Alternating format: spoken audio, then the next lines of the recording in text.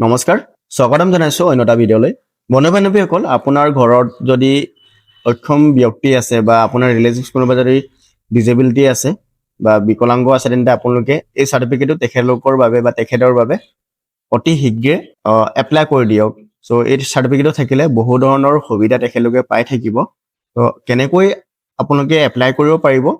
অতি সহজে আপোনাৰ যোনটো স্মাৰ্টফোন তাৰ সহায়তে আপোনালোকে এপ্লাই কৰিব পাৰিব ষ্টেপ বাই ষ্টেপ আজিৰ ভিডিঅ'ৰ জৰিয়তে আপোনালোকক মই দেখুৱাবলৈ গৈ আছো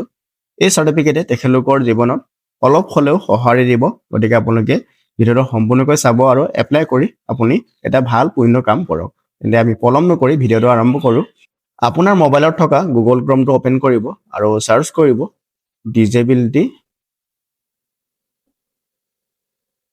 ডিজেবিলিটি চাৰ্টিফিকেট আসাম এনেকৈ সাৰ্চ কৰিলে আপোনালোকে প্ৰথম অপচনটো দেখা পাই যাব ইছুৰেন্স of disability certificate Seva Setu Assam state portal so ইয়াতে ক্লিক কৰিব ইয়াতে ক্লিক কৰাৰ লগে লগে আপোনালোকে দেখা পাইছে issuance of disability certificate apply অপচনত ক্লিক কৰিব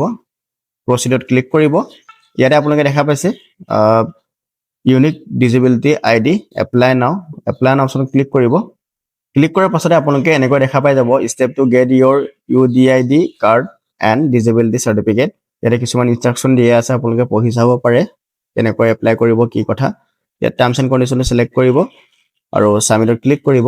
সাবমিটত ক্লিক কৰাৰ পাছতে ইন্টাৰফেসটো এনেকৈ খোল খাই যাব এপ্লাই ফৰ UDID প্ৰথম অপচনটো আপোনালোকে সিলেক্ট কৰিব আৰু সাবমিটত ক্লিক কৰিব সাবমিটত ক্লিক কৰাৰ পাছতে আপোনালোকে ইয়াতে দেখা পাই যাব আধাৰ EKYC আধাৰ কাৰ্ডটো থাকিব লাগিব কাৰণ আজিকালি আধাৰ কাৰ্ড নাথাকিলে একো কামেই কৰিব নোৱাৰি so apply with Aadhaar number আৰু apply with Aadhaar enrolment number যদি আপোনাৰ আধাৰ কাৰ্ডটো নতুনকৈ এপ্লাই কৰিছে আধাৰ কাৰ্ডটো আপুনি পোৱা নাই তেন্তে এটা ৰিসিপ্ট থাকিব আপোনাৰ তাতে এটা এনৰলমেন্ট নাম্বাৰ থাকিব হেতু থ্ৰুতে আপুনি আবেদন কৰিব পাৰিব মই আধাৰ নাম্বাৰ থ্ৰুতে আবেদন কৰিম ইয়াতে আধাৰ কাৰ্ড নাম্বাৰ কেপচা কোডটো ফিল আপ কৰি গেট OTP ক্লিক কৰিব লাগিব সো ইয়াতে মই ডিটেইলছখিনি দি আছো কেপচা কোডটো আপুনি ফিল আপ কৰিব 9+1 10 হ'ব ডিক্লাৰেশ্যনত ক্লিক কৰিব আৰু জেনাৰেট OTP ক্লিক কৰিব আপোনাৰ যোনটো আধাৰ ৰেজিষ্টাৰ মোবাইল নাম্বাৰ তাতে এটা OTP যাব আৰু OTP টো আপোনালোকে ইয়াতে ফিল আপ কৰিব লাগিব সো ইয়াতে OTP টো আহি গৈছে সাবমিটত ক্লিক কৰিম সাবমিটত ক্লিক কৰাৰ লগে লগে ৰেজিষ্ট্ৰেচন ফৰ্মটো ওলাই গৈছে ইয়াতে এপ্লিকেন্টৰ নাম আৰু অসমীয়াত আহি গৈছে আৰু মোবাইল নাম্বাৰটো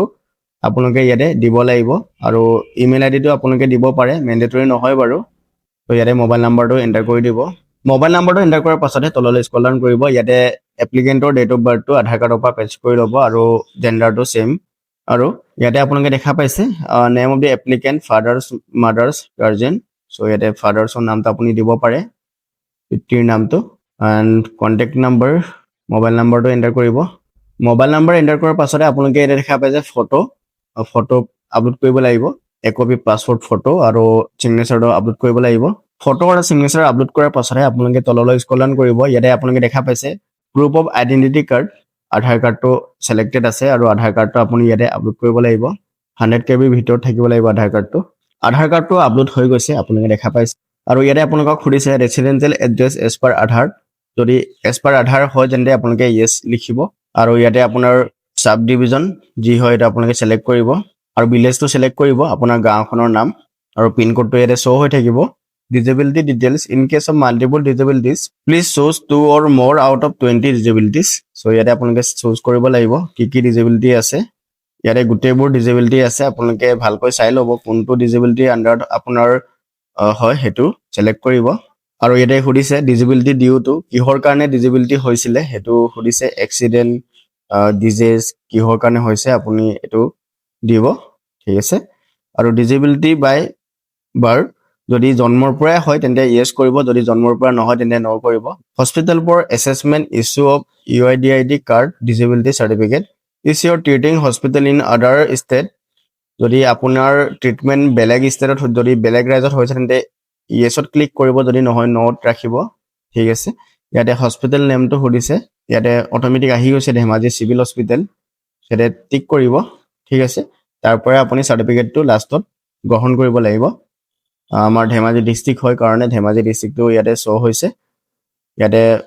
1+6 7 আহি গৈছে ইয়াতে সাবমিটত ক্লিক কৰিব তো সাবমিটত ক্লিক কৰাৰ লগে লগে আপোনাৰ যোনটো এপ্লিকেশনখন ফ্ৰী ফিল এপ্লিকেশনখন প্ৰিভিউ কৰিবৰ কাৰণে আহিব সো প্ৰিভিউ কৰি ল'ব আপুনি ভালকৈ চেক কৰি ল'ব আপুনি দিয়া ডিটেইলছখিনি শুদ্ধ আছে নে নাই যদি সকলোবোৰ শুদ্ধ আছে তেন্তে আপোনালোকে